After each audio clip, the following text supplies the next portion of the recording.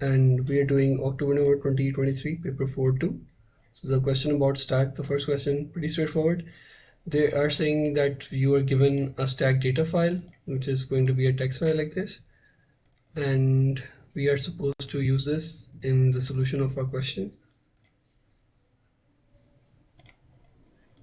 Okay. So the program stores lowercase letters in two stacks. Okay, so we have the stack. One stores the walls and one stores the consonants. Each stack is implemented as a 1D array. Okay, write program to declare two global 1D arrays. Each array can store 200 letters. The index will start from 0. If you're writing Python, then include the declarations. So we have to declare the global arrays, and we also have the indices. So this would be stack vowel array, which would be empty.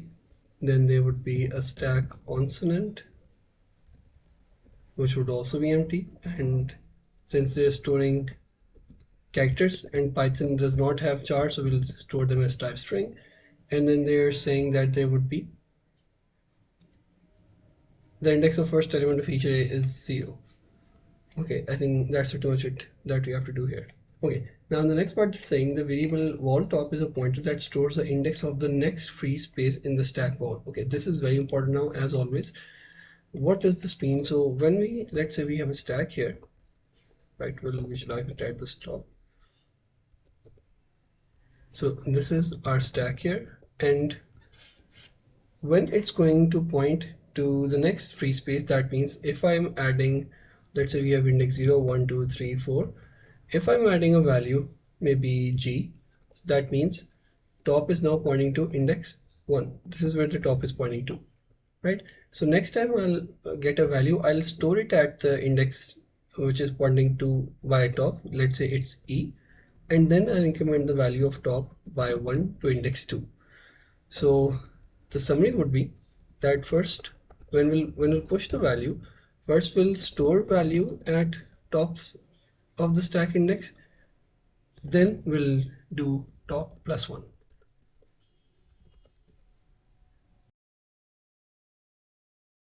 So this is the first and most important part that we always have to get right whenever we're doing a question of queues or stacks, that would we increment first or would we actually store first. Okay, so this is pretty straightforward. Then for consonant top, they're saying it also does the same thing. Okay, wall top and consonant top are both initialized to 0, so we are going to comment this part out.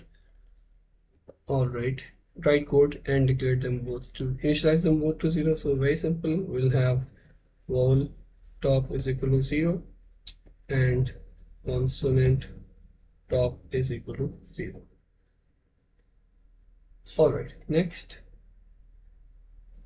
and since we're initializing and declaring them, so we need to give the type as well. They would both be of type integer like this, and we are declaring them to global as well.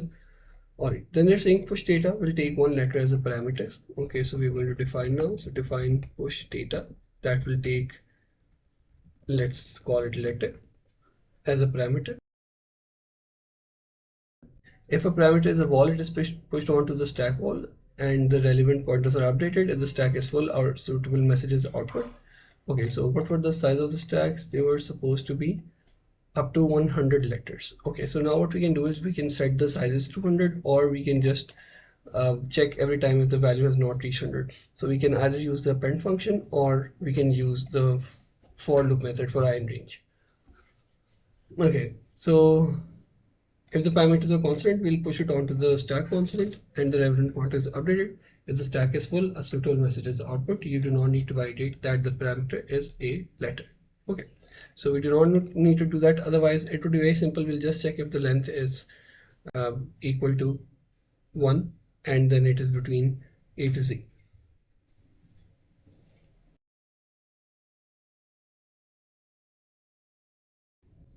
Let's say if they do ask us that. Why did we not do for I in range and initialize the arrays?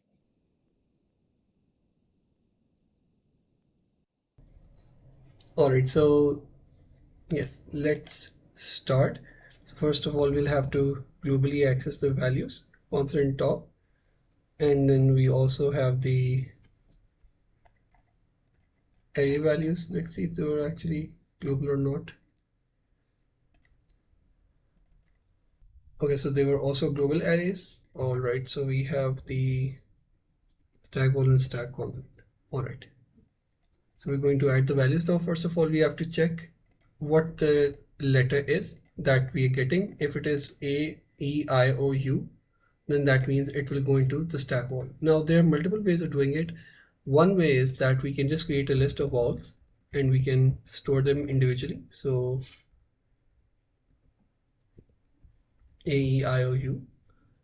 And they were saying that it's all supposed to be lowercase, so we don't need to look at the uppercase. And then we can just directly check if the letter is in vols. So what will this return? This will either return a true or a false. So if I input Z in letter here, Z is not in this array, so it will return false.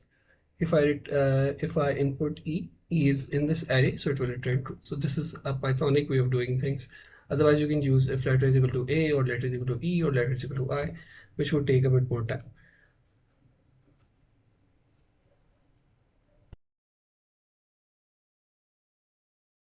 Okay, so if the letter is in the vols, then we are going to append it into the stack vowel, else we are going to push it into the stack constant. But before we do that, we also have to check if the stack is full or not. Now, in order to check if the stack is full, we know that the total number of values in the stack must be 100, not more than that. So we have to make a check of it before we actually add the values, and that would be, so if letter is in the vowels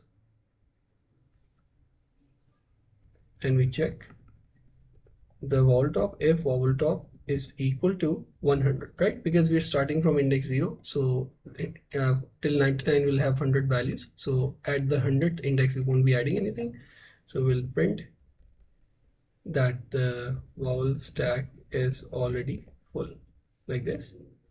Otherwise we'll end up adding the value here, and then once we've added the value, we need to increment the value of the vowel top, so it would be vowel top plus equal to 1.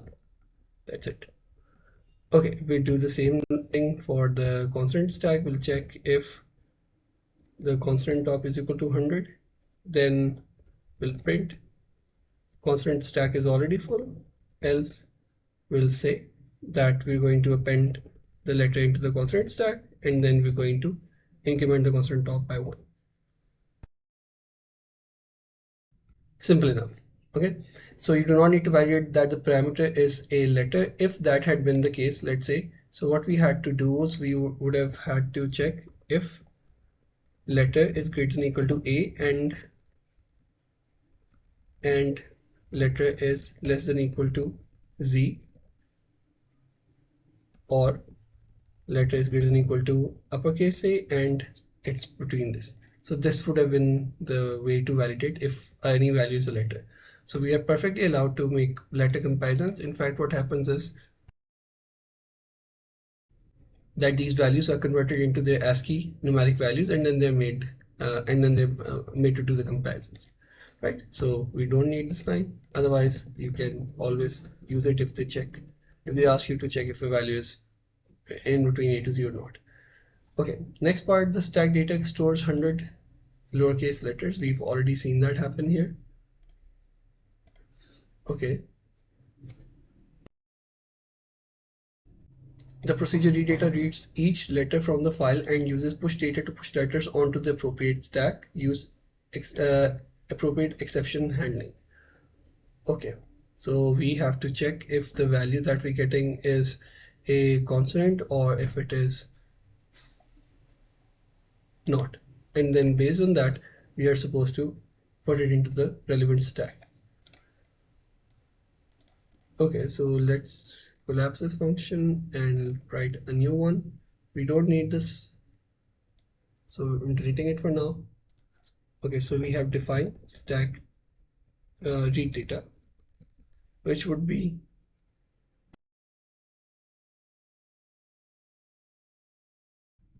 Yeah, we'll have the file name here. Read data says reads each letter from the file. Okay, so it won't have any parameter because the question didn't say so. Okay, then we have to use exception handling, so try and except. So we'll just say file processing error, and then here we're going to try, we're going to open the file. So f is equal to open. The file name is stack data.txt, and we are going to open it in read mode. And then we have to go through all the lines in the stack. So for line in F, and then they're saying that you have to use the push data function. Okay, so we don't have to do anything here. We've already written the push data function, and in fact we should strip the values as well to make sure that spaces are removed. And once the loop is done, we'll just close the file like this. So what will happen now, let's say the first value we get is a, so I send this into push data, a gets into the letter. If is a part of the vowels, yes, a is part of it, so it's true. Then we check, is the all top equal to 100 yet? So it's not, so it's going to append the letter into the stack vowel, and then a would be stored into the stack vowel, and the top would increment by 1. And then next time we get b is not part of the vowels, so we will add into the consonant. Yeah, so this if condition would not work, and we'll add into the consonant stack, and then we increment it by 1. So this is quite simple.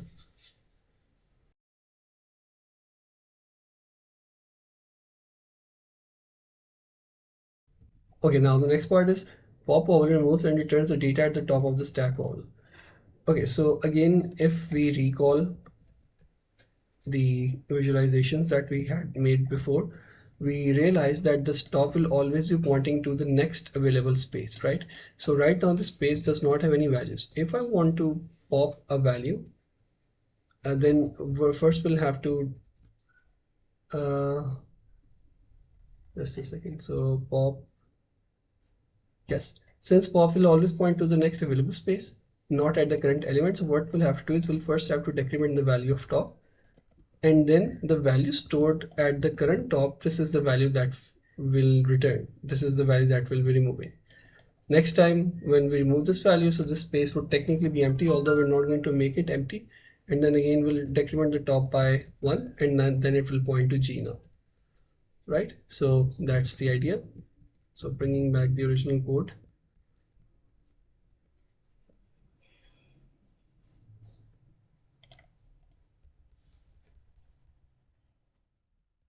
Okay, I think I accidentally deleted it. So stack pop all function. Okay, so we'll just define this as maybe the test part.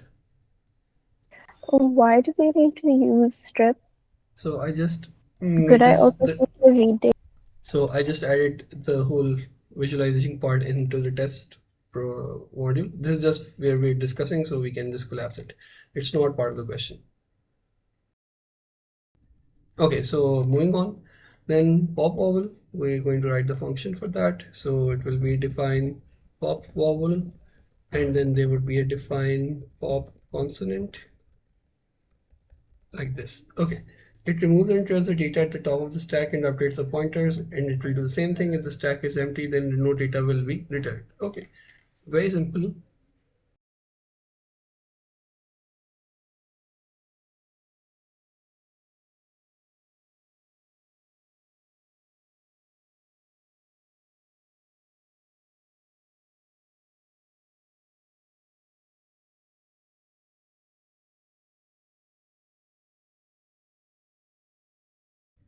Okay, now when would the stack be empty? So we realized that since top is already pointing to the next index, so first we decrement it and then we point it. So now it is pointing to 1. Then I'm going to pop the value of E, and then top will go to G. And then when I pop this value as well, so again G will be gone now, and then the top will point to -1. So that is the idea here. So again, top was pointing here. When we pop the value, we are going to point it here, and we'll remove the value of E. Then again, when we pop it, so it will go one step before, and now it's pointing to E.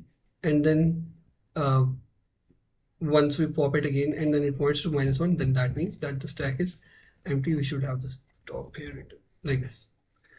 Okay, so keeping that in mind, we just write the check if top becomes equal to, if it becomes less than 0. Then that means But that if it's also equal to 0, won't it be empty then as well? less than equal to 0, because we just saw at 0 it would also be empty. Yep, so this G wouldn't be here. So when it's 0, then the top stack would be empty. Yep. Okay, then we are, if that is the case, so first of all we are going to decrement the value of the top. So wall top minus equal to 1, so wall top is reduced by 1, and then now the value at the current wall top will be stored somewhere. So let's call it deleted value is equal to stack vowel index vowel top, and then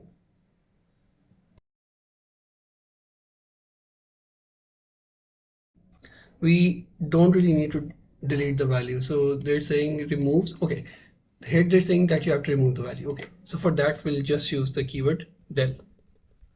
So we're going to remove the value that was stored at the previous top, the current top. So we'll delete the value. Okay, so this will literally end up deleting the value from the stack, and it would reduce the size of the array as well.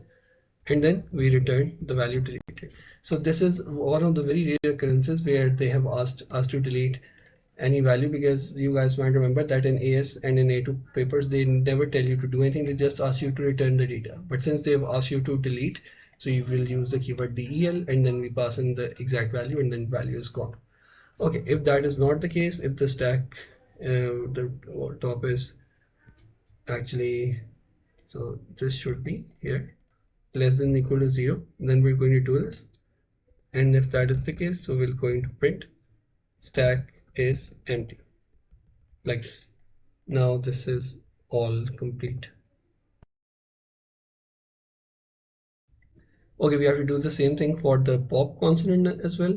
So I'll just copy this code and I'll just paste it here. So if consonant top is less than equal to 0, stack is empty. Otherwise consonant top is minus equal to 1, then delete the value at the consonant stack and consonant top, and then we're going to delete the value at consonant top from this consonant stack like this. And if that is not the case, so again, yeah, okay, everything else is fine. So we return the value and that's it. All right, then in the next part they're saying the program first needs to call read data and then prompt the user to do this and that. Okay, so we are going to write the main function now. So let's collapse all of this. Okay, here we go. So in the main function now, they are saying that we'll prompt the user to input their choice of vowel or consonant. Okay, so let's call it letter is equal to input, enter a character. Again, we don't have to validate this, as the question said. Take as input the user's choice, and then depending on the user choice, call pop vowel or consonant and store the returned value. Okay, the 3 steps are repeated 5 until 5 letters have been successfully returned and stored. If entire stack is empty at any stage, appropriate message must be output. Once 5 letters have been successfully returned and stored, they are output on one line like this. Okay, so first of all we have to again the push data function will be responsible for pushing the data into the stack, and then we at this point we are using the read data one, and they're saying we are supposed to call the read data, and then since read data would have stored the where the would have pushed the letters onto the stack, now we have to do this. So we're assuming that the data is already loaded. Okay, so we have to do it 5 times. So I'll use a for loop for I in range 5. So okay, so they're saying that you need to prompt the user to input their choice of vowel or consonant and take as inputs the user's choice. Depending on the user's choice, call. Okay, so we should ask the user what they want to input. Should it be a vowel or a consonant? And then we can input it directly. So enter 1 for enter.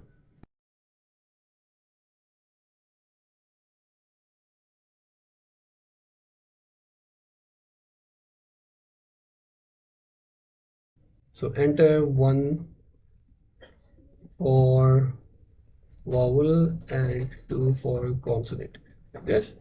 And then this should be an integer input now. And this first should be a choice. And then we can check.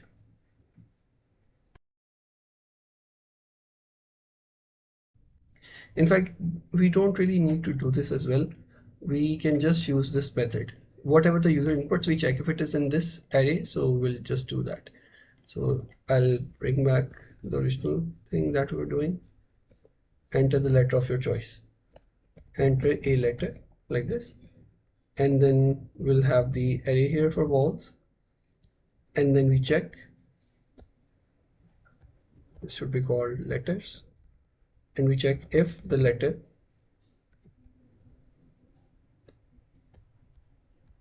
okay, I'm going to check if letter is in the vowels array. And that means we're going to definitely pop the value from the vowel. Okay, so prompt the user to input their choice of vowel or consonant, input the choice depending and store the return value. Okay, so this should, I'm undoing it. It was this same logic we were using before. It should be, we'll just ask user to enter vowel and consonant because we already have all this data in two stacks. We're not going to enter the data again. Okay, so now the user will input a choice and we'll check if choice is equal to 1.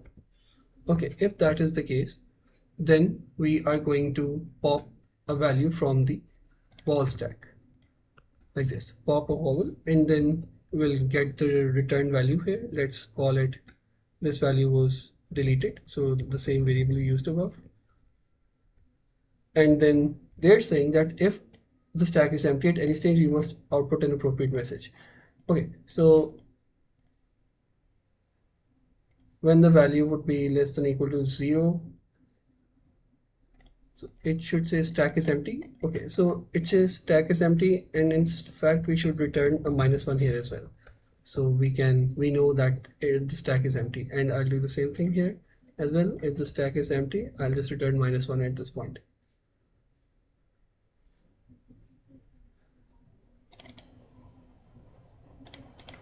Okay, I need to access stack consonant, and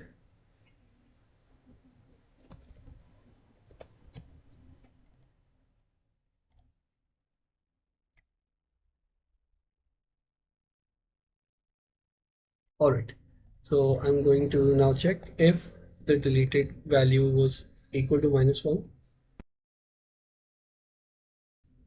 If that is the case, then we're going to print that the stack is empty. Okay, so yes, if if deleted returns -1, then that means that the stack is empty. Okay, so otherwise, if that is not the case, now they're saying whatever value you return, this deleted value, you are supposed to join it all in a single string. So if deleted is not equal to -1, then we are going to join it. So let's call it maybe output message. The output message is equal to output message plus this deleted letter that we got. And then output message would be set to an empty string initially, like this, because we're going to join it all into this one string. All right, so if choice is not equal to 1, we have to repeat the same thing. So else if choice is equal to 2, we are going to use the pop consonant method. That is going to pop a consonant from the consonant stack, and we check if it is returning -1, then that means that the stack is empty. And if that is not the case, so we are going to say output message is equal to output message plus the deleted value that we got from this one. Okay, and then yeah, that's pretty much it, I believe. Okay, so now we're going to test the program. So we have written all of the stuff that was asked by the user and by the question, and then we should output the deleted, or it should be the output message like this. Okay, now let's try this.